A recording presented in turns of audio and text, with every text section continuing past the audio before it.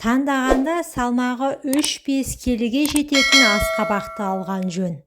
Мұндай салмақ асқабақ үшін қалыпты саналады. Сонымен қатар қабығы жұқа, ал ұлпасы қалың болады. Оның үстіне ұлпаның пайдасы өте зор, әрі дәмі де құнарлы. Асқабақты жиі пайдалану ішек құрттардан құтылуға көмектеседі. Ер адамдардың денсаулығы үшін дәні де өте пайдалы. Простатит секілді ауруларды емдеу үшін де қолданылады. Дәрумендер мен микроэлементтер. Асқабақ дәнінің тағы қандай пайдасы бар?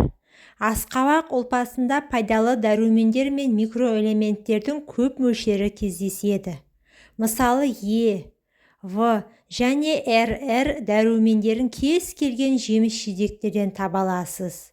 Ал К және Т дәрумендерін кездестіру қиын. К дәрумендер тобы қанның қоюланып қалмауын реттейді.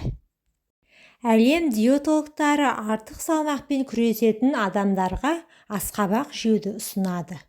Арықтау үшін бұл жидек таптырмайтын құрал.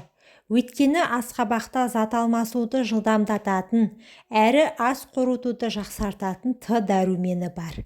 Сондықтан асқабақты ет тағамдарына арналған ең үздік гарнир деуге толық негіз бар.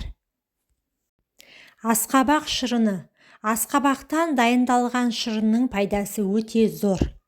Әсіресе қан аздыққа қарсы керемет ем. Өйткені шырын құрамында темірдің мөлшері өте көп. Сондай-ақ асқабақ ұлпасында кальций мен калий өте көп. Каротин көлемі де асқабақта сәбізге қарағанда жоғары. Сол себепті көзі нашар көретін адамдарға асқабақ шырынын ұсынуға болады. Асқабақ шырыны бүйрек, бауыр және қуық қалбыршағы үшін ем. Бұл үшін асқабақты шикілей жеген дұрыс. Егер ол дәмсіз көрінсе, қайнатып алыңыз. Айта кету керек, асқабақ ұлпасында калий тұзы бар. Іш өтіп ауырғанда да асқабақ шырынын ішуге кеңес береді. Балалар үшін, емшектегі сәбилер үшін асқабақтан дәмді пюре дайындауға болады. Ал қызыл түстегі заттар балалардың аллергиясын қоздырады деп ойлаудың қажеті жоқ. Бұл дұрыс емес. Бұл жидек ешқашан аллергия шақырған емес. Сондықтан емшектегі сәбилер үшін асқабақ пайдалы әрі дәмді тағам. Асқабақ құрамына жасұнық, А дәрумені және пектинді заттар енеді. Асқабақтан пюре жасап қана қоймай шырынын берсеңіз де болады.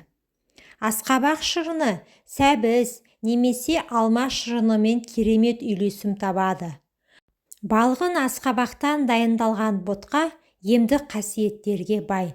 Сондықтан тері ауруларына да емдеуге көп қолданылады.